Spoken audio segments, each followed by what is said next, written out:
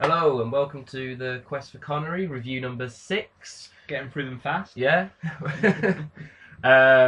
This one is Marnie, 1964, directed by Alfred Hitchcock. The Alfred Hitchcock. Yeah. Some say his last great film, I think, don't they? Yeah, someone said that at some point. Yeah. And if not, we're saying it. Yeah. I haven't seen that many Hitchcock films. Other than the classics. Yeah, except Bird, Psycho, Vertigo, Rear Window. Yeah, that's about it really. Tippi Hedren also is the leading lady in The Birds. Yeah, and she's in this. She was offered this part because of a performance by Hitchcock.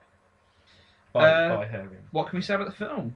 Good film. It was good. It's not one of Hitchcock's best. No, because I know Hitchcock has done it before, especially in Vertigo, where the first hour seems to drag on. But they were quite interesting, especially Vertigo. I think Psycho as well. Yeah. And he usually does that whole thing where it diverges into something completely different. It focuses on someone, sometimes a woman. Yeah. Well, and this focuses on Tippi Hedren for about an hour, and then it kind of goes into something else. But the first hour, that little first story just drags. Which I think, and I might be slightly biased here, because Connery's not really doesn't get into his own until the second half, does he? No, because that's when he comes out, doesn't he? Yeah, I mean, and you actually get to see some really good acting from Connery here. Controversial. Really, actually, yeah. I mean, there's quite. He plays. I'm not going to say too much about it because I'm going to spoil it. It's definitely worth a watch. But he plays a very, very sort of strong male chauvinist figure, and not quite the sort of happy-go-lucky, carefree Bond style. You actually see the effects of what he does, which is what he wanted to do. Yeah, I think because he just made From Russia with Love. It was just before Goldfinger, and I think he was getting already frustrated with the whole Bond persona image. Yeah. So he persuaded the studios to let him make films outside of Bond, and this was one of them.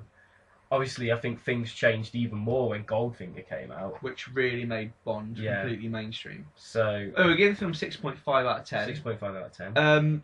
The directing is pretty good. Obviously, because it's Hitchcock. I mean, you can't really follow him. Yeah. It feels a bit clumsy at points. It does feel clumsy, a bit over the top. There's a red motif which he does. Yeah. Which does. I mean, obviously, I guess in the 60s it would look better. It does now, dated a little bit. I think it is. Yeah, it's just not as interesting. No, I don't think it is. No, as his other films, it just drags a bit. It's not as engaging. But you don't really care about the main character. The last half hour makes up for it. The last half hour, the denouement at the end of the film is really, really good, really well acted, and really, really intriguing. So that I think brings up a couple of points. I think quite groundbreaking for the time. Yeah, I'm surprised. I think it might have been actually slightly edited when it came out in cinemas. Yeah. It is quite. I mean, a 15 in the 60s is reasonably common, considering that a star like Sean Connery would be in it. So fair play to him for trying to do something different. It's not about the money for a change. No, he actually wanted to work with Hitchcock, and I think he's one of the only actors to actually get on. Yeah, Hitchcock. actually, I think they quite liked each other after. Maybe they have the same mindset. Yeah, quite slightly sadistic. Yeah, quite strong. Who knows? Yeah, definitely. Men that but yeah, worth a watch. One of Connery's good early ones, considerably good. So yeah, one of his better ones, definitely. And an average Hitchcock. Average Hitchcock. Average to high Hitchcock. Yeah, 6.5 out of 10. Ooh.